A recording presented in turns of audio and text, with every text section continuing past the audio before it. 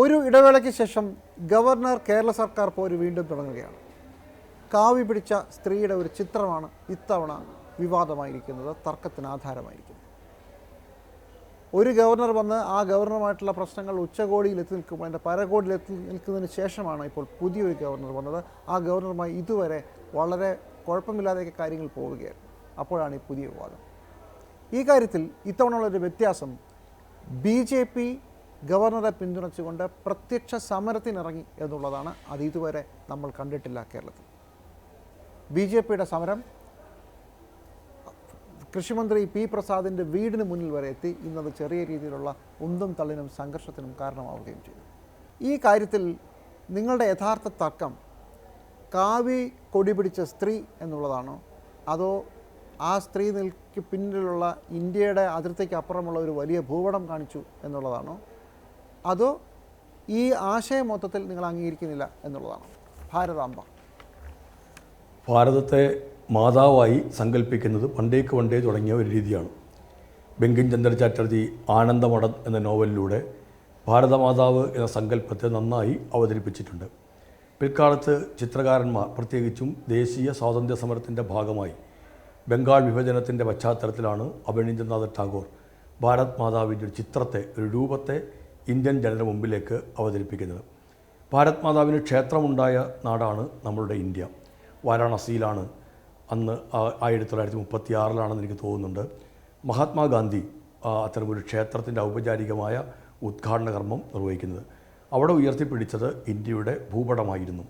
ഭാരത് മാതാവ് എന്നുള്ള ഒരു സങ്കല്പം, അല്ലെങ്കിൽ ഭാരതത്തെ അമ്മയായി കാണുന്നത് ഈ നാടിൻ്റെ മുഴുവൻ ജനതയും ഈ അമ്മയുടെ മക്കളാണ് എന്നുള്ള അടിസ്ഥാനത്തിലാണ്. അതുകൊണ്ട് തന്നെ പണ്ഡിറ്റ് ജവഹർലാൽ നെഹ്റു ഇതിനെക്കുറിച്ച് മനോഹരമായി വിശദീകരിച്ചിട്ടുണ്ട്. സ്വന്തം അനുഭവത്തിൽ നിന്ന് തന്നെ അദ്ദേഹം പറഞ്ഞു, ഞാൻ പോകുന്ന മീറ്റിങ്ങുകളിൽ എല്ലാവരും എന്നോട് ചെല്ലുമ്പോൾ പറയാറുണ്ട്, ഭാരത് മാതാ കീ ജയ്, ഭാരത് മാതാ കീ ജയ് എന്ന്. ഞാൻ അവരോട് ചോദിച്ചു, നിങ്ങൾ ഉദ്ദേശിക്കുന്ന ഈ ഭാരത് മാതാവ് എന്ന് പറഞ്ഞാൽ എന്താണ്? ഏത് ഭാരത മാതാവാണ് ജയിക്കേണ്ടത്, ജയിക്കട്ടെ എന്ന് നിങ്ങൾ പറയുന്നത് എന്ന്. ആ സാധാരണ മനുഷ്യർ അന്ന് പണ്ഡിറ്റ് നെഹ്റുവിനോട് പറഞ്ഞത്, ഈ മണ്ണാണ് ഞങ്ങളുടെ അമ്മ, ഇതാണ് ഭാരതമാതാവെന്ന്. ആ ഒരു ചെറിയ പ്രദേശത്തെ മണ്ണാണോ, അതോ ആ പഞ്ചായത്തിലെ, ഗ്രാമത്തിലെ മണ്ണാണോ, ജില്ലയുടെ ആണോ, പ്രൊവിൻസിൻ്റെ ആണോ, ഏതാണ് എന്നൊക്കെ ഇങ്ങനെ തിരിച്ചങ്ങോട്ടുള്ള ചോദ്യങ്ങൾ ചോദിക്കുമ്പോൾ സാധാരണ മനുഷ്യർ നെഹ്റുവിനോട് പറഞ്ഞു, അങ്ങ് തന്നെ പറഞ്ഞു തരിക എന്താണ് ഇത് എന്നും. നെഹ്റു അവർക്ക് മനസ്സിലാവുന്ന ഭാഷയിൽ, ഇന്ത്യക്ക് മനസ്സിലാകുന്ന ഭാഷയിൽ അതിൻ്റെ മറുപടി പറഞ്ഞു. ഈ മണ്ണും ഈ പുഴകളും തോടുകളും വയലുകളും എല്ലാം ഉൾക്കൊള്ളുന്നതാണ്. ഈ മണ്ണും വിണ്ണും മലകളും മരങ്ങളും എല്ലാം ഉൾക്കൊള്ളുന്നതാണ് ഈ ഭാരതമാതാവ്. അവിടെ കൊണ്ട് ജവഹർലാൽ നെഹ്റു നിർത്തിയില്ല. അദ്ദേഹം പറഞ്ഞു, ഇതിനെല്ലാം ഉപരിയായി ഭാരതമാതാവ് എന്ന് പറഞ്ഞാൽ ഈ മണ്ണിലുള്ള, ഈ ഇന്ത്യയിലുള്ള മനുഷ്യരാണ് എന്ന് പറഞ്ഞു. ഇവർ പറയുന്ന, ചൂണ്ടിക്കാണിക്കുന്ന ഭാരതമാതാവ് എന്നുള്ളത് ഇന്ത്യക്ക് എങ്ങനെയാണ് സ്വീകാര്യമാവുക? നേരത്തെ ജിമ്മി ചൂണ്ടിക്കാണിച്ചതുപോലെ അതിൻ്റെ പശ്ചാത്തലത്തിൽ ഉയർന്നു നിൽക്കുന്ന, അല്ലെങ്കിൽ പശ്ചാത്തലത്തിൽ രേഖപ്പെടുത്തിയിരിക്കുന്ന ഭൂപടം എന്നുള്ളത് ഇന്ത്യ ഇന്ന് അംഗീകരിക്കുന്ന, ഇന്ത്യ ലോകത്തിന് മുമ്പിൽ പ്രദർശിപ്പിക്കുന്ന ഈ രാജ്യത്തിൻ്റെ ഭൂപടം അല്ല.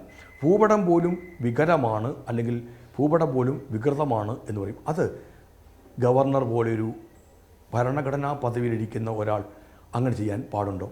അവിടെ ഉയർത്തി നിർത്തിയിരിക്കുന്ന കൊടി എന്നത് ഇന്ത്യയുടെ ദേശീയ പതാക അല്ലാതാവുന്നത് എന്തുകൊണ്ടാണ്? ഇന്ത്യയുടെ ഭാരതമാതാവിൻ്റെ, ഭാരതാംബയുടെ കൈകളിൽ ഉണ്ടാവേണ്ടത് ദേശീയ പതാകയല്ലേ? അതുകൊണ്ട് തന്നെയാണ് ഇന്ത്യ അംഗീകരിച്ച ഒരു ദേശീയ പതാകയോ അല്ലെങ്കിൽ ദേശീയ മാതാവോ അല്ല, ഭാരതാംബയോ അല്ല ഇവർ അവിടെ സ്ഥാപിക്കാൻ ശ്രമിച്ചത്. അതിനോടുള്ള എതിർപ്പാണ് ഞാൻ അപ്പോൾ രേഖപ്പെടുത്തിയതും ഇപ്പോഴും രേഖപ്പെടുത്തുന്നതും. ശരി മിനിസ്റ്റർ, പക്ഷേ ഒരു കാര്യം ഇതിനിടയ്ക്ക് ഉയർന്നു വരുന്നത്, പ്രതിഷേധങ്ങളുണ്ടാവാം, സർക്കാർ ഓഫീസിലേക്ക് പ്രതിഷേധിക്കാം, ഔദ്യോഗിക വസതിയിലേക്ക് മാർച്ച് നടത്താം. ഇവിടെ ശ്രീ P. പ്രസാദിൻ്റെ വീട്ടിലേക്ക് BJPയുടെ പ്രതിഷേധം വരുന്നു, അവിടെ ഭാരതമാതാവിൻ്റെ ചിത്രമൊക്കെ വയ്ക്കുന്നു. അങ്ങനെ ഒരു പ്രത്യക്ഷ പ്രതിഷേധത്തിലേക്ക് 2 ദിവസം കൊണ്ട് കാര്യങ്ങൾ മാറി. എന്താണ് പ്രതികരണം? അവർക്ക് ഇതിനകത്ത് വ്യക്തമായ മറുപടിയില്ല എന്നുള്ളതിൻ്റെ പേരിൽ മാത്രമാണ്. ഉത്തരം മുട്ടുമ്പോൾ കാണിക്കുന്ന ഒരു രീതികൾ മാത്രമായിട്ടേ ഞാനിതിനെ കാണുന്നുള്ളൂ. ഞാൻ ഒരു സമരത്തെയും ആക്ഷേപിക്കുന്ന ഒരാളല്ല. ഏത് സമരവും നടത്താൻ ആർക്കും അവകാശമുണ്ട്. ഒരു വ്യക്തിയുടെ വീട്ടിലേക്ക് സമരം നടത്തുന്നതിൻ്റെ ധാർമ്മികത എന്താണ് എന്ന് ഈ ഭാരതമാതാവിൻ്റെ കാര്യം പറയുന്നവർ ഒന്ന് വിശദീകരിച്ചാൽ നല്ലതായിരിക്കുമെന്നേ എനിക്കും പറയാനുള്ളൂ.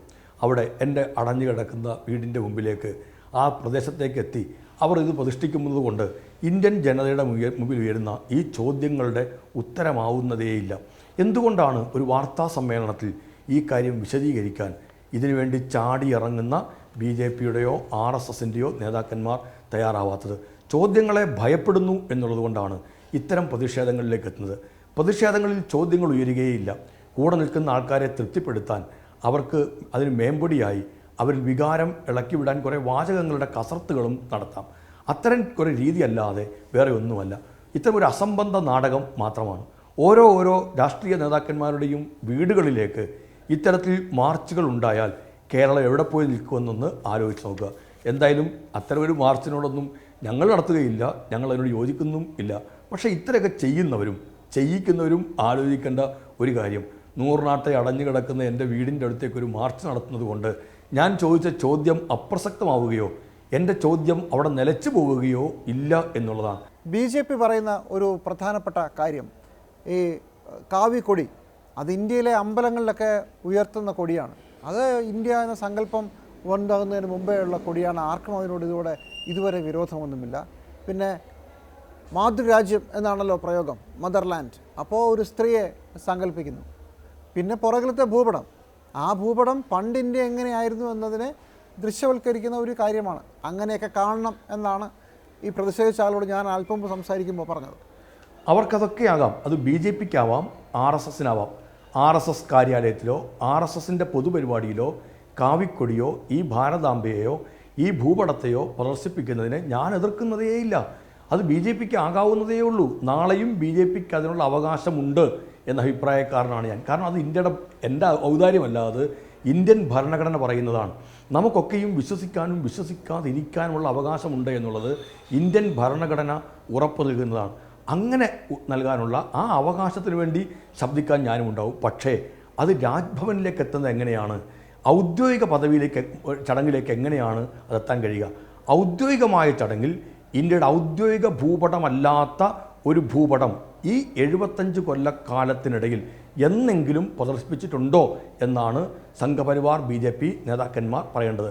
ലാഘവത്തോടെയാണോ അതിനെ കണക്കാക്കേണ്ടതും? ഇവരെക്കാൾ എത്രയോ ഉയർന്നു നിൽക്കുന്ന ആളാണ് ഇന്ത്യയുടെ പ്രധാനമന്ത്രി ശ്രീ നരേന്ദ്ര മോദി. അദ്ദേഹം പങ്കെടുത്ത ഏതെങ്കിലും പരിപാടിയിൽ ഇവരിന്ന് ന്യായീകരിക്കാൻ ശ്രമിക്കുന്ന ഈ ഭൂപടമാണോ പ്രദർശിപ്പിച്ചിരുന്നത്? എത്രയോ ചടങ്ങുകളുടെ ദൃശ്യങ്ങൾ നമ്മൾ കാണാറുണ്ട്. ഇത്രയും പെട്ടെന്ന് BJP ഈ വിഷയം ഏറ്റെടുത്തത് നമ്മൾ ഇതിനു മുമ്പ് കണ്ടിട്ടില്ല. ഗവർണർമാരുമായി കേരള സർക്കാരിൻ്റെ പോരാട്ടം നടക്കുമ്പോഴും. പക്ഷേ ഇവിടെ ഈ ഭാരതാംബ സങ്കല്പം വളരെ പെട്ടെന്ന് വോട്ടായി മാറ്റാനും ജനങ്ങളെ സ്വാധീനിക്കാനും കഴിയും. താങ്കൾ വസ്തുതാപരമായി പറയുന്ന കാര്യം ശരിയായിരിക്കും. പക്ഷേ ഭാരതാംബ വിഷയം ചർച്ചയായി കൊണ്ടുവന്നാൽ അതിൻ്റെ നേട്ടം BJPക്ക് ഉണ്ടാകാൻ സാധ്യതയുണ്ട്. പണ്ട് മോദിക്ക് മണിശങ്കർ അയ്യർ മോദിയെ അയക്ക് വേണമെങ്കിൽ ഇവിടെ ഒന്ന് ചായ വയ്ക്കാം എന്ന് പറഞ്ഞുകൊടുത്താണ് ചായ് പേ ചർച്ച ഉണ്ടായത്. അങ്ങനെ ഒരു രാഷ്ട്രീയ നീക്കം ഉണ്ടാകുമോ? ഇല്ല, ഇവിടെ ഇത് ഇന്ത്യ ഉൾക്കൊള്ളുകയില്ല. കാരണം ഇതിനേക്കാൾ വലിയ ദേശസ്നേഹികൾ ഇന്ത്യക്ക് വേണ്ടി പോരടിച്ചവരാണ്. ബ്രിട്ടീഷുകാരൻ്റെ ജയിലിനകത്തേക്ക് പോയവരാണ്. ബ്രിട്ടീഷുകാരൻ്റെ തോക്കിൻ്റെയും ലാത്തിയുടെയും ബയണറ്റിൻ്റെയും ബൂട്ട്സിൻ്റെയും ചൂടും ചൂരും അറിഞ്ഞവരാണ്. ആ ദേശീയ നേതാക്കൾക്ക് ആർക്കും തോന്നാത്ത വികാരം ഇവർ കൊണ്ടുവന്നാൽ ഇന്ത്യൻ ജനത എങ്ങനെയാണ് അതിനെ അംഗീകരിക്കുക? ഈ സങ്കല്പം ഇന്ന് BJPയും സംഘപരിവാറും പറഞ്ഞ ഈ കാര്യം എന്തുകൊണ്ടാണ് നമ്മുടെ ദേശീയ നേതാക്കന്മാർക്ക് അന്ന് തോന്നാതെ പോയത്? കാരണം അവർക്കറിയാം ഇന്ത്യ എങ്ങനെയാണ് എല്ലാത്തിനെയും ചേർത്ത് നിർത്തുന്നു എന്നുള്ളതാണ്. അപ്പോൾ താങ്കൾ വിചാരിക്കുന്നത് ഇങ്ങനൊരു പ്രശ്നം ഉണ്ടാകില്ല, ഈ ഒരു ഭാരതാംബയുടെ ചിത്രം വന്നു എന്നതുകൊണ്ട് അതൊരു ചർച്ചയായതുകൊണ്ട് പ്രശ്നമൊന്നും ഉണ്ടാകില്ല, ജനങ്ങൾക്ക് ഈ കാര്യങ്ങൾ മനസ്സിലാകും, നിങ്ങൾ പറയുന്നതിൻ്റെ കൂടെ നിൽക്കും, BJP വിചാരിക്കുന്ന പ്രചരണ രീതി ഒരു പ്രചരണ ആയുധമായി ഇത് മാറില്ല, ഉറപ്പാണോ? തീർച്ചയായിട്ടും BJP ഇതിനകത്തുനിന്ന് നേട്ടമുണ്ടാക്കാൻ ശ്രമിക്കുന്നത്. BJP പക്ഷേ ഈ ചോദ്യത്തിനല്ലേ ഉത്തരം പറയേണ്ടത്. BJP ഇതിന് ഉത്തരം പറയും. എന്തുകൊണ്ടാണ് ഈ ചെയ്യാതിരിക്കുന്നത്? എന്തുകൊണ്ടാണ് ഈ രാജ്ഭവനിൽ ഇങ്ങനൊരു ചിത്രം ഔദ്യോഗികമായ പരിപാടിക്ക് വെക്കുമ്പോൾ ഞങ്ങൾ ഒരു ഗവൺമെൻറ്, ആ ഗവൺമെൻറ് തീരുമാനം ഉണ്ടാവേണ്ടതല്ലേ? ഗവൺമെൻറ്റിനെ അറിയിക്കേണ്ടതല്ലേ? ഇനിയുള്ള പരിപാടിക്കെല്ലാം അങ്ങനെയാണ്. കേരളത്തിൽ നിന്ന് പോയിട്ടുള്ള മറ്റ് ഗവർണർമാരുണ്ടല്ലോ, ആ ഗവർണർമാരുടെയൊക്കെ പരിപാടിയിൽ ഞാനും പങ്കെടുത്തിട്ടുണ്ടല്ലോ. അവിടെ എങ്ങും നമ്മൾ ഇങ്ങനൊരു പരിപാടി, ഒരു ചടങ്ങ് കണ്ടിട്ടേ ഇല്ലല്ലോ. അപ്പോൾ ഇതുവരെയും ഉണ്ടായിരുന്ന ഗവർണർമാരും രാഷ്ട്രപതിമാരും പ്രധാനമന്ത്രിമാരും എല്ലാം മോശക്കാരാണെന്നാണോ കരുതേണ്ടത്? CPIക്ക് CPMന് കമ്മ്യൂണിസ്റ്റുകാർക്ക് എന്ത് രാജ്യസ്നേഹം, എന്ത് ദേശീയത! അവർ അന്താരാഷ്ട്ര ദേശീയതയിലും അന്താരാഷ്ട്ര തൊഴിലാളികളുടെ ഐക്യത്തിലുമൊക്കെയാണ് വിശ്വസിക്കുന്നത്. ഇവർ ഈ അടുത്ത കാലം വരെ ദേശീയ പതാക പോലും ഉയർത്തിയിട്ടില്ല. അങ്ങനെയുമുണ്ട് ആക്ഷേപം. അതിലൊരു ചെറിയ സത്യമില്ലേ, കമ്മ്യൂണിസ്റ്റ് പാർട്ടിക്ക് ദേശീയതയ്ക്ക് അപ്പുറമുള്ള ചില സങ്കല്പങ്ങളുണ്ട്. ദേശീയ പതാക ഉയർത്താൻ തുടങ്ങിയിട്ട് അധികകാലമായില്ല എന്നതും ശരിയല്ലേ? തെറ്റാണ്, തീർത്തും തെറ്റാണത്. ദേശീയ പതാക കമ്മ്യൂണിസ്റ്റ് പാർട്ടി വർഷങ്ങൾക്കപ്പുറം മുതൽ തന്നെ ഉയർത്തിക്കൊണ്ടിരിക്കുന്നതാണ്. ഞാൻ കമ്മ്യൂണിസ്റ്റ് പാർട്ടിയുടെ കാര്യം പറയുന്നു. CPI കൃത്യമായ എന്നവണ്ണം വർഷങ്ങളായി ദേശീയ പതാക ഉയർത്തുന്ന പാർട്ടി തന്നെയാണ് കമ്മ്യൂണിസ്റ്റ് പാർട്ടി. തിരക്കൽ. എന്നാൽ എനിക്ക് ഒരു തിരിച്ച ചോദ്യം ചോദിക്കാനുണ്ട്. എന്ന് മുതലാണ് വർഷങ്ങളായി എന്ന് പറഞ്ഞാൽ എത്ര കാലം മുമ്പ്? എത്രയോ പതിറ്റാണ്ടുകൾ കൊണ്ട് കമ്മ്യൂണിസ്റ്റ് പാർട്ടി ദേശീയ പതാക ഉയർത്തുന്നുണ്ട്. പതിറ്റാണ്ടുകളായിട്ട് കമ്മ്യൂണിസ്റ്റ് പാർട്ടി ദേശീയ പതാക ഉയർത്തുന്നുണ്ട്. ഞാൻ തിരിച്ച് ഒരു കാര്യം കൂടി ചോദിക്കട്ടെ ഇങ്ങനെ ചോദിക്കുന്നവരോട്. ദേശസ്നേഹത്തിൻ്റെ ഏറ്റവും പ്രധാനപ്പെട്ട തെളിവ് നമ്മൾ കാണേണ്ടത് രാജ്യത്തിൻ്റെ സ്വാതന്ത്ര്യ സമരത്തിലെ പങ്കാളിത്തത്തിലൂടെയാണ്. ഈ പങ്കാളിത്തം സംഘപരിവാറിന് അവസരമെങ്കിലും പറയാൻ പറ്റുമോ? ഒരു സംഭവമെങ്കിലും പറയാൻ പറ്റുമോ?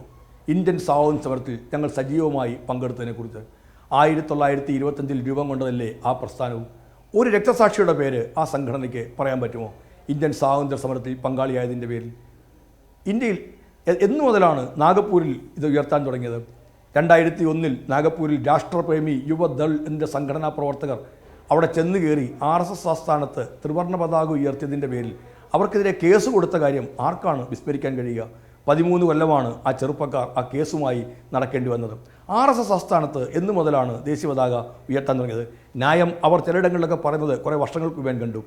ദേശീയ പതാക ഉയർത്താൻ സ്വകാര്യ വ്യക്തികൾക്ക് അനുവാദമില്ലായിരുന്നു എന്ന്. എന്തൊരു അബദ്ധമാണ്!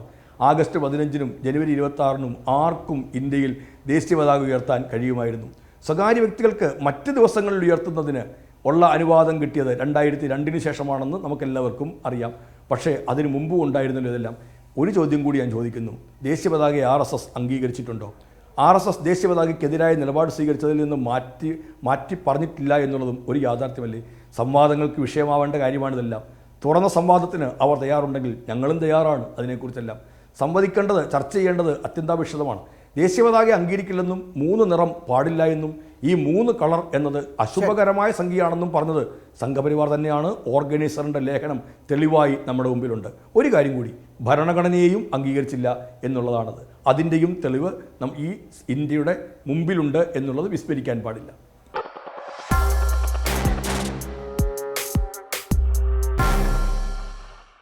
ഇന്ന് താങ്കളുടെ വീട്ടിലേക്ക്, കഴിഞ്ഞ ദിവസം താങ്കളുടെ ഓഫീസിലേക്കാണ് മാർച്ച് നടന്നത്. ഇന്ന് താങ്കളുടെ വീട്ടിലേക്ക് വരുന്നു. ഇത് കുറച്ച് അക്രമാസക്തമായി മാറുന്ന ഒരു സാഹചര്യം കൂടി ഉണ്ടായിരുന്നു CPI-കാരിന്ന് ഇതിനെ ചേർത്തപ്പോൾ. ഇത് താങ്കളെ പിന്തുടർന്ന് ആക്രമിക്കുന്ന ഒരു രീതിയിലേക്ക് വരാനുള്ള സാധ്യതയുണ്ടോ? എനിക്കൊരു ഭയവുമില്ല. എൻ്റെ ചോദ്യം ഇപ്പോഴും അന്തരീക്ഷത്തിൽ നിൽക്കുകയാണ്. എൻ്റെ ചോദ്യങ്ങൾക്ക് ഉത്തരമുണ്ടെങ്കിൽ ഒരു സംഘർഷത്തിൻ്റെയും ആവശ്യകതയില്ല. ഉത്തരമില്ലാത്തതിൻ്റെ പേരിലാണ് സംഘർഷമുണ്ടാക്കണം എന്ന് ആഗ്രഹിക്കുന്നത്. സംഘർഷങ്ങളിലൂടെ നേടാം എന്ന് വിചാരിക്കുന്നത് എന്തുകൊണ്ടാണ്? ഇന്ത്യ പോലൊരു ജനാധിപത്യ ഇടത്തിൽ ചർച്ചകൾക്ക് ഒരുപാട് അവസരങ്ങളും സാധ്യതകളും ഉള്ള ഒരിടത്ത്, വളരെ ആക്റ്റീവായൊരു മാധ്യമ മേഖല തന്നെ നിൽക്കുന്ന ഒരു കേരളത്തിൽ എന്തുകൊണ്ടാണ് അത്തരമൊരു ചർച്ചകളെ അവർ ഭയക്കുന്നത്? ഈ കാവിക്കൊടിയോടും ഭാരതാംബ എന്ന സങ്കല്പത്തോടും വിശാലമായ ഇന്ത്യൻ ഉപഭൂഖണ്ഡത്തിൻ്റെ പടത്തോടും ഒക്കെ പ്രശ്നമുണ്ട്. അതവിടെ നിൽക്കട്ടെ. അതേസമയം താങ്കൾക്ക് വ്യക്തിപരമായ ഒരു നേതാവ് നിലയിൽ CPI-ക്കല്ല, താങ്കൾക്ക് ജമാഅത്തെ ഇസ്ലാമിയുമായും അതുപോലെ തന്നെ SDP-യുമായിട്ടുമൊക്കെ ആലപ്പുഴയിൽ വലിയ ബന്ധമാണെന്ന് ഇന്ന് അവിടുത്തെ BJP-യുടെ ജില്ലാ പ്രസിഡന്റ് ഒരു ആരോപണം ഉന്നയിച്ചു. പാർട്ടിക്കകത്ത് തന്നെ അതിൻ്റെ പേരിൽ പ്രശ്നങ്ങളുണ്ടെന്നും പറഞ്ഞു. ഇത് താങ്കൾ നിഷേധിക്കും, സംശയമൊന്നുമില്ല. പക്ഷേ എന്നാലും ജമാഅത്തെ ഇസ്ലാമി SDP എന്നിവർക്കൊരു സോഫ്റ്റ് കോർണർ ഉണ്ടോ? ഒരു സോഫ്റ്റ് കോർണറുമില്ല. ജമാഅത്തെ ഇസ്ലാമിയുടെ ഒരു പരിപാടിയിൽ ഞങ്ങളാരും പങ്കെടുക്കാറില്ല. ജമാഅത്തെ ഇസ്ലാമിയോട് കടുത്ത എതിർപ്പാണ് ഞങ്ങൾക്ക് എല്ലാവർക്കും ഉള്ളത്. ഒരു തരത്തിലും ജമാഅത്തെ ഇസ്ലാമി SDP അതുപോലുള്ള സംഘടനകളുമായിട്ട് ഒരു ചങ്ങാത്തവുമില്ല. അവരുയർത്തിപ്പിടിക്കുന്ന മുദ്രാവാക്യങ്ങളുമായിട്ട് അല്പം പോലും ബന്ധപ്പെടുകയുമില്ല. അതിനേക്കാളൊക്കെ കൂടുതലായി ബന്ധപ്പെട്ട് നിന്നത് ഒന്നിച്ച് സമരം ചെയ്തത് ഇവരുമായിട്ടൊക്കെ ആയിരുന്നില്ലേ? അങ്ങനെയാണെങ്കിൽ തിരിച്ച് അവരായിരുന്നില്ലേ അതെല്ലാം പറയേണ്ടത്? ജിമ്മി മറന്നുപോയോ പല സമരങ്ങളുടെയും കാര്യങ്ങൾ? വിശദീകരിക്കാം. അല്ല, ആറന്മുള പോലുള്ള സമരങ്ങൾക്കകത്ത് യോജിച്ചു നിന്നത് ഇവരുമായിട്ട് യോജിച്ചു നിന്നതല്ലേ? ഒരു സമരത്തിൻ്റെ ഭാഗമായിട്ടല്ല, ആക്ഷേപിക്കാൻ വേണ്ടിയല്ലേ ഇതെല്ലാം ഉന്നയിക്കുന്നതെല്ലാം. ഈ വിഷയത്തിൽ വിവാദമുണ്ടാകുന്നു. തലേ ദിവസമാണ് ഇങ്ങനെ ഒരു മാറ്റം വേണമെന്ന് ഗവർണറുടെ ഓഫീസ് ആവശ്യപ്പെടുന്നത്. ആ സമയത്ത് ഗവർണറുമായി, ആ സമയത്തോ അതിനുശേഷമോ ഗവർണറുമായി നേരിട്ട് സംസാരിക്കാൻ ശ്രമിച്ചിട്ടുണ്ടോ? അങ്ങനെ നടന്നോ? ഇല്ല, ഞാൻ ഗവർണറുമായി സംസാരിച്ചിട്ടില്ല. അവിടെ ഇതിൻ്റെ മുഖ്യ ചുമതല വഹിക്കുന്ന ആളിനെ തന്നെയാണ് കിട്ടിയത്. അദ്ദേഹത്തോട് ഞാൻ നേരിട്ട് സംസാരിച്ചു. അഡീഷണൽ ചീഫ് സെക്രട്ടറി ആയിട്ടുള്ള സിദ്ധാവത്തുമായിട്ട് സംസാരിച്ചു. ആദ്യം നമുക്ക് നിശ്ചയിച്ചു തന്ന ചടങ്ങിനകത്ത് ഇതില്ലായിരുന്നു. നമുക്ക് ഇതൊക്കെ ഒരു പ്രധാനപ്പെട്ടതാണ് എങ്കിൽ ഒരിക്കലും രാജ്ഭവന് അത് ഒഴിവാവുകയില്ല, അല്ലെങ്കിൽ ഒമിഷൻ സംഭവിക്കുകയില്ല. ഞങ്ങൾക്ക് ആദ്യം അച്ചടിച്ച് നിശ്ചയിച്ചു തരുന്ന പ്രോഗ്രാമിനകത്തുള്ളത് നാഷണൽ ആന്തം, അത് കഴിഞ്ഞ് പ്രയർ, അത് കഴിഞ്ഞ് സ്വാഗതം, വിശദീകരണം, ആശംസ, അധ്യക്ഷ പ്രസംഗം, പിന്നെ ചീഫ് ഗസ്റ്റ് ഗവർണറുടെ പ്രസംഗം എന്നെല്ലാം കൃത്യമായ എന്നവണ്ണമുള്ള സമയക്രമങ്ങൾ കൂടി നിശ്ചയിച്ച് തരുമ്പോൾ ഞങ്ങൾ പറഞ്ഞതിൽ നിന്ന് മാറ്റങ്ങളൊക്കെ ഉണ്ടായിരുന്നു. ഞങ്ങൾ പറഞ്ഞത് അതിനകത്തേക്ക് കർഷകൻ്റെയും കർഷക തൊഴിലാളിയുടെയും പ്രതിനിധികൾ വേണം. കാലങ്ങളായി ഞങ്ങൾ ചെയ്തുകൊണ്ടിരിക്കുന്ന ഒരു രീതിയാണ് അതെല്ലാം. അത്തരം പരിപാടികളൊക്കെ ഞങ്ങൾ അതിൻ്റെ ഭാഗമായി ചേർത്തിരുന്നു. അതെല്ലാം ഒഴിവാക്കുകയായിരുന്നു. ഞങ്ങൾ അതിനോടൊന്നും ഒരു മാറ്റണം എന്നല്ലെങ്കിൽ വീണ്ടും ചേർക്കണമെന്നൊരു റിക്വസ്റ്റും ഞങ്ങൾ വീണ്ടും വെച്ചതൊന്നുമില്ല. അപ്പാടെ അത് അംഗീകരിച്ചുകൊണ്ടാണ് ഞങ്ങൾ പരിപാടിയുമായിട്ട് മുന്നോട്ട് പോയത്. തലേദിവസം വൈകുന്നേരം 7 മണിയോടുകൂടി അടുപ്പിച്ച് കിട്ടുമ്പോഴാണ് ഒരു പുതിയതായി ഇതിനകത്തേക്ക് ഈ ഭാരതാംബയുടെ കാര്യം കടന്നു വരുന്നത്.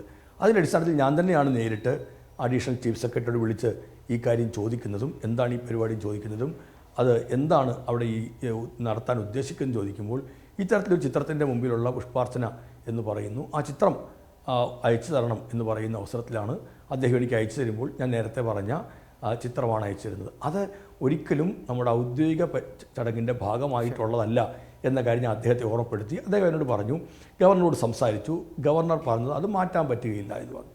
അങ്ങനെയാണെങ്കിൽ ആ പരിപാടി നടത്താൻ ഞങ്ങൾക്കും കഴിയുകയില്ല എന്ന് അറിയിക്കുകയും പരിപാടി മാറ്റിവെക്കുകയായിരുന്നു. അത് ചെയ്യാനുള്ള സ്വാതന്ത്ര്യം, അവകാശം എനിക്കുണ്ട്. കാരണം അത് നമ്മുടെ ഭരണഘടനയുമായി ചേർന്ന് നിൽക്കുന്ന ഒരു കാര്യം തന്നെയാണ് ഞാൻ ചെയ്തിരിക്കുന്നത്. കാരണം ഇന്ത്യ അംഗീകരിച്ചിട്ടില്ലാത്ത ഒന്നിനെ ഔദ്യോഗിക പരിപാടിയുടെ ഭാഗമാക്കുക എന്നത് ചെയ്യാൻ പറ്റുന്നതല്ല.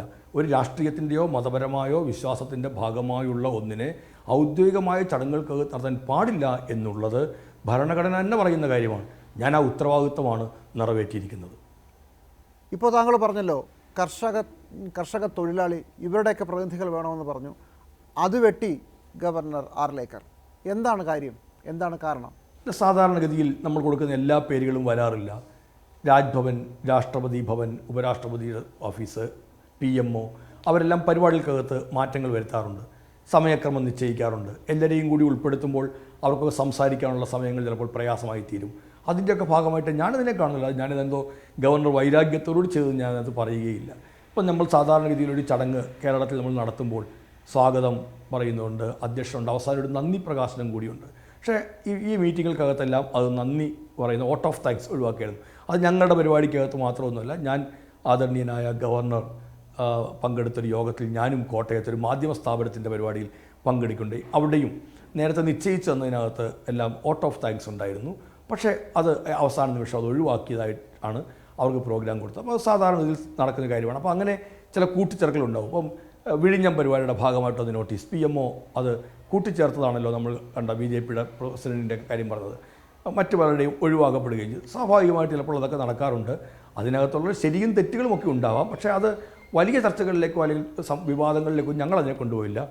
ഇക്കാര്യത്തിനകത്ത് കൃഷി വകുപ്പിൻ്റെ കാര്യത്തിൽ ഞങ്ങൾക്കത് തോന്നിയത് എണ്ണം കുറച്ച് പരിപാടിയുടെ ദൈർഘ്യം കുറയ്ക്കുന്നതിൻ്റെ ഭാഗമായിട്ട് അതെല്ലാം ഒഴിവാക്കിയതാണെന്ന്, അല്ലാതെ വേറെ എന്തെങ്കിലും ഒരു ദുരുദ്ദേശം അതിനുണ്ട് എന്ന് ഒരിക്കലും ഞങ്ങളാരും പറയുകയില്ല. ശരി, പക്ഷേ ഒരു പ്രശ്നം തുടർന്നും നിങ്ങൾ അഭിമുഖീകരിക്കാൻ പോവുകയാണ്. ഈ ചിത്രം എങ്ങും പോകുന്നില്ല. രാജ്ഭവനിലെ പ്രധാനപ്പെട്ട ഹാളിൽ ആ ചിത്രം ഉണ്ടാകും, അവിടെ തന്നെ ഇരിക്കും. ഏതെങ്കിലും മന്ത്രിയുടെ സത്യപ്രതിജ്ഞ, പുതിയ മന്ത്രിസഭ, ഗവർണറുമായി ബന്ധപ്പെട്ട ഇവിടെ നടത്തേണ്ട ചടങ്ങുകൾ എന്ത് നടത്തണമെങ്കിൽ ഈ പടത്തിൻ്റെ മുമ്പിലേ പറ്റൂ എന്ന വാശി ആർലേക്കർ എടുത്തു കഴിയുമെന്നാണ് മനസ്സിലാകുന്നത്. എന്ത് ചെയ്യും? അല്ല, അത് ഞങ്ങൾക്ക് ഔദ്യോഗികമായി ഞങ്ങളുടെ മുമ്പിലേക്ക് എത്തിയിട്ടില്ല. അന്നേരം നമ്മൾ തീരുമാനിച്ചാൽ മതിയല്ലോ. അദ്ദേഹത്തിൻ്റെ വാശി ഞങ്ങളുടെ മുമ്പാകെ ഒന്നും അവതരിപ്പിച്ചിട്ടില്ല. കേരളത്തിലൊരു ഗവൺമെൻറ് ഉണ്ട്. ആ ഗവൺമെൻറ്റിൻ്റെ പരിപാടികൾ എങ്ങനെ സംഘടിപ്പിക്കണം എന്നുള്ളത് ഗവൺമെൻറ്റാണ് തീരുമാനിക്കുന്നത്. അദ്ദേഹത്തിന് അങ്ങനെ ഒരു നിലപാടുണ്ട് എങ്കിൽ ആ നിലപാട് ഞങ്ങളുടെ മുമ്പാകെ അവതരിപ്പിക്കുമ്പോൾ ഞങ്ങളൊരു തീരുമാനം എടുത്താൽ മതിയല്ലോ. ഇപ്പോൾ ഞങ്ങളത് ഭാവനയിൽ കണ്ടിട്ട് അതിൽ തീരുമാനവും പ്രഖ്യാപനവും നടത്തേണ്ട ആവശ്യമില്ലെന്നാണ് എനിക്ക് തോന്നുന്നത്. ആ ചിത്രം അവിടെ തന്നെ കാണും. നിങ്ങളിനി എന്ത് പരിപാടി പ്ലാൻ ചെയ്താലും അത് അവിടെ തന്നെയാവും. ഇനി ഗവർണർ ഔദ്യോഗികമായി അറിയിച്ചില്ല എന്നാണെങ്കിൽ കുറച്ച് ദിവസം കൂടെ പറഞ്ഞിരിക്കാം. പക്ഷേ ഇതൊരു യാഥാർത്ഥ്യമാണ്. നിങ്ങൾ ഇതുവരെ അഭിമുഖീകരിക്കാത്ത ഒരു വല്ലാത്തൊരു അവസ്ഥാവിശേഷവുമാണ്. ഞങ്ങൾക്ക് വിട്ടുവീഴ്ചയ്ക്ക് തയ്യാറാവുമോ? ഇല്ല, ഞങ്ങൾക്ക് ഏത് കാര്യത്തെ അഭിമുഖീകരിക്കാൻ ഞങ്ങളെ കൊണ്ടാവും. ഞങ്ങൾ എത്രയോ പ്രതിസന്ധികളെയാണ് കേരളത്തിലെ കമ്മ്യൂണിസ്റ്റ് പ്രസ്ഥാനം അതിജീവിച്ച് കടന്നു വന്നത്. ഇടതുപക്ഷ ജനാധിപത്യ മുന്നണിക്കും അതിൻ്റെ ഗവൺമെൻറ്റിനും ഈ പ്രതിസന്ധി, ഏത് പ്രതിസന്ധി ഉണ്ടായാലും അതിനെല്ലാം അതിജീവിക്കാൻ കഴിയുമെന്ന് ഞങ്ങൾക്ക് ഉത്തമമായ വിശ്വാസമുണ്ട്. ആ വിശ്വാസത്തോടു കൂടിയിട്ടാണ് ഞങ്ങളെല്ലാം നിൽക്കുന്നത്. അതുകൊണ്ട് അതിൻ്റെ പേരിൽ ഞങ്ങൾക്ക് ഒരു പ്രയാസവും ഉണ്ടാവുകയില്ല. എന്താണ് അവിടെ സംഭവിക്കാൻ, അത് നടക്കാൻ പോകുന്നത്, അല്ലെങ്കിൽ എന്തൊക്കെയായിരിക്കും ആയിരിക്കും എന്നുള്ളതിനെക്കുറിച്ച് ഞങ്ങളെ അറിയിക്കട്ടെ. ഞങ്ങൾ അതിനനുസരിച്ച് തീരുമാനം കൈക്കൊള്ളുക തന്നെ ചെയ്യും. ഒരു കാര്യം കൂടി, ഈ വിഷയത്തിൽ ഗവർണറെ മാറ്റണം എന്നടക്കമുള്ള കത്ത് CPI രാഷ്ട്രപതിക്ക് അയച്ചു. ഇതൊരു CPIയുടെ മാത്രം പ്രശ്നമായിട്ടാണ് ഇപ്പോൾ നിൽക്കുന്നത്. 2 പ്രാവശ്യം CPM സംസ്ഥാന സെക്രട്ടറിയുടെ വിഷയം ചോദിച്ചപ്പോൾ താങ്കളെ പിന്തുണച്ചുകൊണ്ട് ശക്തമായ നിലപാട് തന്നെയാണ് എടുത്തത്. പക്ഷേ ഒരു മുന്നണി ആയി ഈ കാര്യങ്ങളിൽ പരാതി കൊടുക്കുക, ഇത്തരം പരാതികളൊക്കെ വലിയ രാഷ്ട്രീയ നീക്കങ്ങളാണ്. CPI ഒറ്റയ്ക്കാണല്ലോ. CPMന് ഇത് ഇത്രയും വിശദമായൊരു യുദ്ധത്തിലേക്ക് പോകണ്ട എന്ന താല്പര്യം ഉണ്ടായതുകൊണ്ടാണോ CPI ഒറ്റയ്ക്ക് പോയത്? അല്ലെങ്കിൽ എന്തുകൊണ്ട് LDF വന്നില്ല? ഒരിക്കലുമല്ല. ഇടതുപക്ഷ ജനാധിപത്യ മുന്നണി എന്നൊക്കെ പറഞ്ഞ് കൂടിയാലോചിക്കാൻ അതിൻ്റേതായ സമയവും അവസരവും എല്ലാം ഉള്ള അവസരത്തിൽ മാത്രമാണ് അങ്ങനെ സംഭവിക്കുക. ഇടതുപക്ഷ ജനാധിപത്യ മുന്നണി യോഗം ചേരുമ്പോൾ ഇക്കാര്യങ്ങൾ ചർച്ച ചെയ്യേണ്ടതുണ്ടെങ്കിൽ അക്കാര്യങ്ങൾ ചർച്ച ചെയ്യും. ഇടതുപക്ഷ ജനാധിപത്യത്തിന് ഏറ്റവും പ്രമുഖമായ രാഷ്ട്രീയ പാർട്ടികൾ എന്നുള്ള തരത്തിൽ CPMഉം CPIയും എല്ലാം അതിൻ്റെ അഭിപ്രായങ്ങൾ പറഞ്ഞു കഴിഞ്ഞു. ഈ പ്രശ്നം ശ്രദ്ധയിൽപ്പെടുന്ന നിമിഷം തന്നെ സഖാവ് MV ഗോവിന്ദൻ മാസ്റ്റർ CPIഎമ്മിൻ്റെ സംസ്ഥാന കമ്മിറ്റിയുടെ സെക്രട്ടറിയും പോളിറ്റ് ബ്യൂറോ അംഗവുമാണ്. അദ്ദേഹം പരസ്യമായി തന്നെ അഭിപ്രായ പ്രകടനങ്ങൾ നടത്തി. ഈ കാര്യത്തിൻ്റെ ആഴങ്ങളിലേക്ക് ചെന്നുകൊണ്ടാണ് ഗോവിന്ദൻ മാസ്റ്റർ അഭിപ്രായങ്ങൾ പറഞ്ഞത്, അഭിപ്രായ പ്രകടനം നടത്തിയത്. അതാണ് ഇടതുപക്ഷത്തിൻ്റെ നിലപാട്, അതാണ് ഒരു രാഷ്ട്രീയമായ നിലപാട്. CPIഎമ്മിൻ്റെ അഖിലേന്ത്യാ ജനറൽ സെക്രട്ടറി സഖാവ് MA ബേബി നിരവധി തവണ ഈ കാര്യങ്ങളിൽ അദ്ദേഹത്തിൻ്റെ അഭിപ്രായവും രേഖപ്പെടുത്തി. എങ്ങനെയാണ് ഒരു ഗവർണറുടെ പെരുമാറ്റം ഉണ്ടാവേണ്ടത് എന്നതടക്കമുള്ള കാര്യത്തിൽ രാജ്ഭവനിൽ വെച്ച ആ ചിത്രത്തെക്കുറിച്ചുൾപ്പെടെ സഖാവ് MA ബേബിയുടെ അഭിപ്രായം കൃത്യമായിട്ടുള്ളതായിരുന്നു. അതാണ് ആ പാർട്ടിയുടെ സ്റ്റാൻഡ് എന്ന് പറയുന്നത്. ഇനി നോക്കൂ, CPIയുടെയും നേതാക്കന്മാർ ആ അഭിപ്രായ പ്രകടനം നടത്തിയിട്ടുണ്ട്. സ്വാഭാവികമായും കമ്മ്യൂണിസ്റ്റ് പാർട്ടിയുടെ പ്രതിനിധിയായി രാജ്യസഭാ അംഗമായിട്ടുള്ള സഖാവ് സന്തോഷ് കുമാർ ഈ കാര്യത്തിൽ രാഷ്ട്രപതിയുടെ ശ്രദ്ധയിലേക്ക് അതിനെ പെടുത്തണം, അത് കൊണ്ടുചെല്ലണം എന്നതിൻ്റെ അടിസ്ഥാനത്തിലാണ് അത്തരത്തിൽ ഒരു കത്ത് രാഷ്ട്രപതിക്ക് നൽകുന്ന തരത്തിലേക്ക് എത്തിയത്. സ്വാഭാവികമായും രാഷ്ട്രീയ പാർട്ടികളെല്ലാം അവരുടെ ജനപ്രതിനിധികളുടെയും മറ്റും ഓരോ വിഷയങ്ങളുണ്ടാകുമ്പോൾ ഉള്ള പ്രതികരണങ്ങൾ നടത്തുക സാധാരണ ആയുള്ള കാര്യമാണ്. അത്തരത്തിൽ തന്നെയാണ് സഖാവ് സന്തോഷ് കുമാറിൻ്റെ പ്രതികരണവും ഉണ്ടായത്. ഈ വിഷയം ഉണ്ടാകുമ്പോൾ തന്നെ ഈ ചർച്ചകൾ അല്ലെങ്കിൽ ഈ പറഞ്ഞ രാജ്ഭവൻ്റെ വിശദീകരണം കിട്ടുകയും ഞാൻ ഈ കാര്യത്തിൽ ഉള്ള അഭിപ്രായങ്ങൾ രാജ്ഭവനെ അറിയിക്കുകയും ചെയ്തതിനു ശേഷം കേരളത്തിൻ്റെ ആദരണീയനായ മുഖ്യമന്ത്രി സഖാവ് പിണറായി വിജയനുമായി ഈ കാര്യം സംസാരിച്ചു. ആ നിലപാടാണ് തുടർന്നു പോകേണ്ടെന്ന് അദ്ദേഹം പറഞ്ഞു. അല്ലാതെ ഏകപക്ഷീയമായി ഞങ്ങൾ ആരെങ്കിലും എടുക്കുന്ന ഒരു കാര്യമല്ലല്ലോ ഇതല്ല. അപ്പോൾ തീർച്ചയായും കൃത്യമായ എന്നവണ്ണം ഇടതുപക്ഷ ജനാധിപത്യ മുന്നണിയുടെ രാഷ്ട്രീയ നേതൃത്വങ്ങൾ ഇടപെട്ട, അല്ലെങ്കിൽ അവരെല്ലാം ഈ കാര്യത്തിൽ അഭിപ്രായങ്ങൾ രേഖപ്പെടുത്തപ്പെട്ടിട്ടുള്ള ഒന്നാണ്. അതിനകത്ത് ഒരു വേറെ കൃത്യവും വ്യത്യാസവും കാണേണ്ടതേയില്ല. അപ്പോൾ ഇനി അങ്ങോട്ട് ഇടതുമുന്നണി ഗവർണറുമായുള്ള ഒരു പോരിനുള്ള എല്ലാ സാധ്യതയും ഞാൻ കാണുന്നുണ്ട്.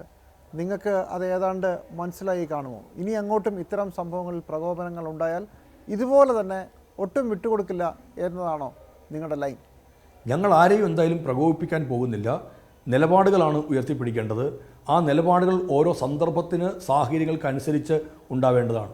ആ നിലപാടുകൾ സാഹചര്യങ്ങളുടെയും സന്ദർഭത്തിൻ്റെയും അനുസരിച്ച് ഇടതുപക്ഷ ജനാധിപത്യ മുന്നണിയുടെ ഭാഗത്തു നിന്നുണ്ടാവും. ഗവൺമെൻറ് ഇടപെടുകയോ ഗവൺമെൻറ് അഭിപ്രായങ്ങൾ രേഖപ്പെടുത്തുകയോ ഗവൺമെൻറ് നിലപാടെടുക്കുകയോ ചെയ്യേണ്ടതായ സന്ദർഭം വരുമ്പോൾ ഗവൺമെൻറ്റിൻ്റെ ഭാഗത്തു നിന്നും ആ നിലപാടുണ്ടാവും. ആ നിലപാടുകളിലൊക്കെ പ്രതിഫലിക്കുന്ന ഞങ്ങളുടെയൊക്കെ രാഷ്ട്രീയമാണ്. കാരണം രാഷ്ട്രീയത്തിൻ്റെ അടിസ്ഥാനത്തിലാണ് നമ്മുടെ രാജ്യത്തെ ഓരോ ഭരണ സംവിധാനങ്ങളും രൂപപ്പെട്ടു വരുന്നത്. ഇന്ത്യ ഗവൺമെൻറ്റിനെ നയിക്കുന്നത് BJP ആണ്. അവിടെ BJPയുടെ രാഷ്ട്രീയമാണല്ലോ ഉയർന്നു വന്ന് നിൽക്കുക. കേരളത്തിൽ ഇടതുപക്ഷ ജനാധിപത്യ മുന്നണി സർക്കാരിനെ നയിക്കുന്നത് ഇടതുപക്ഷത്തിൻ്റെ രാഷ്ട്രീയമുണ്ട്. ആ രാഷ്ട്രീയം ഞങ്ങളുടെയൊക്കെ ഉള്ളിലുള്ളതാണ്, നിലപാടുകൾ ഉള്ളതാണ്. അതിനനുസരിച്ച് ഇന്ത്യ എന്ന വിശാലമായ താല്പര്യത്തെ ചേർത്ത് വെച്ചുകൊണ്ട് തന്നെയായിരിക്കും ഞങ്ങൾ നിലപാടുകൾ സ്വീകരിക്കുക. ആ സന്ദർഭത്തിനനുസരിച്ച് സാഹചര്യങ്ങൾക്കനുസരിച്ച് ഞങ്ങളുടെയും നിലപാടുകൾ ഉയർന്നു തന്നെ നിൽക്കും.